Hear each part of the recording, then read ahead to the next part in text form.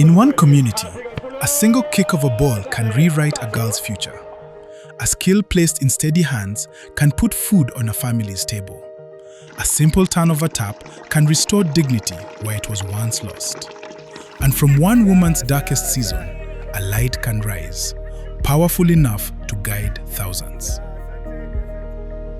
Meet Elizabeth Jumah, Strathmore alumna, entrepreneur and community builder. At 21, she landed a dream job at Unilever. Her future looked certain until it wasn't. I was in Strathmore, I did my BCom. I left in 2013, I graduated, and then I was able to secure a job at Unilever. Actually, I got the job through Strathmore. I met the financial controller of Unilever in Strathmore, and she offered me the job. After a short time, I learned that there was a retrenchment that was upcoming for finance people because the function was being outsourced to India. So after 2 years exactly at Unilever, I was retrenched. It was not easy losing a job at that time. I was like, well, was I not good enough? Liz made a vow. Never again would her life be defined by employment. She would build on her own terms. She stepped into business, then another and another. What followed was not instant success. It was failure, repeated, relentless. 10 ventures. One by one, they fell apart. Not because she lacked ideas, but because rebuilding a life demands more than ambition. With nothing left, she returned home to Western Kenya, carrying only hope and a determination to rebuild.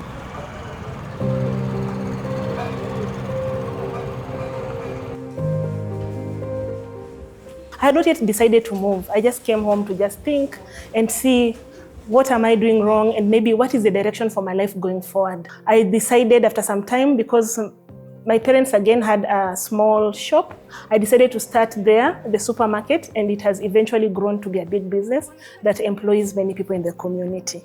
6 years ago, Liz took over this family business and began steering it towards something greater. Today, it supports nearly 50 livelihoods. But for Liz, growth has never been measured by profit alone.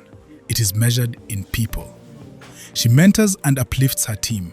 People like Tufina, whom we find hard at work in the bakery. When Tufina joined 5 years ago, she came with only a primary school education and no formal skills. Liz took her under her wing, training her across different areas of the supermarket's operations.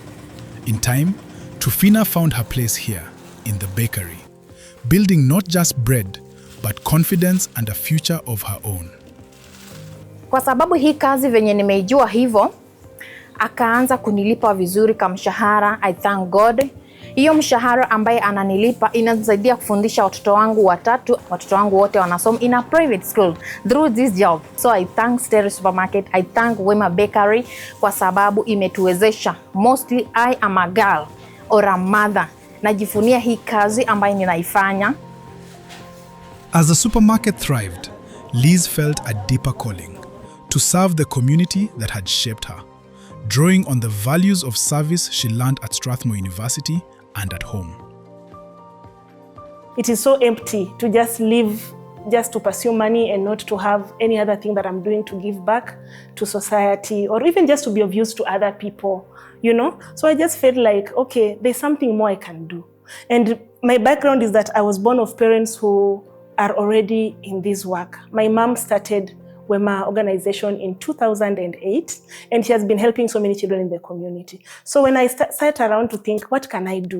I already had an example of what was already going on. When her mother retired, Liz stepped in to lead Wema and began expanding its noble mission. What started as a single vision grew into a broader movement. Clean water initiatives for the community, a technical vocational training program, the Wema Girls Cup, and the Wema Conference, each one designed to open doors of opportunity and restore dignity at scale. There are so many ways in which girls are disadvantaged in our community. So you find that so many girls don't even get to Form 4 level. You know, on paper, it is that, oh, people should not have relations with, like older men should not have relations with girls under 18, but it is happening. On the grassroots level, it is happening. People are getting girls out of school to marry them and to elope with them. So that problem alone made me to think that girls need empowerment. Girls need to be talked to. Be focused on education, finish your studies, then think about even how you can further education, then think about marriage. Nilikuwa na hofia mtoto wangu asome bila kusumbuliwa. Sasa sahi ako sawa kwa vile hii michezo walileta Wema Cup. Niko sawa, sina pressure yoyote. Akitoka kuenda kwa uwanja anarudi kama amechoka. Sasa tunaishi vizuri. Tunajifunza pia ku identify ourselves like girls. Pia sisi tunajua tunaweza cheza mpira. Juu tulikuwa tunajua tu boys peke yao ndio wanaweza cheza. Ever since we started our program, no girl has dropped out of school and no girl has gotten pregnant. So those are the success stories for us. Just from that participation in the tournament, they can be seen, like teachers from this sports school, they normally come to scout for talent. So they will come there and then they'll spot a girl and give them a scholarship. For me, that is amazing.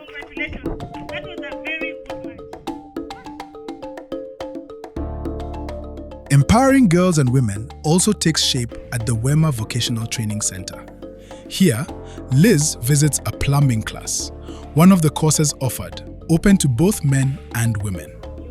Some graduates from the school are now using their skills to earn a living through local plumbing work.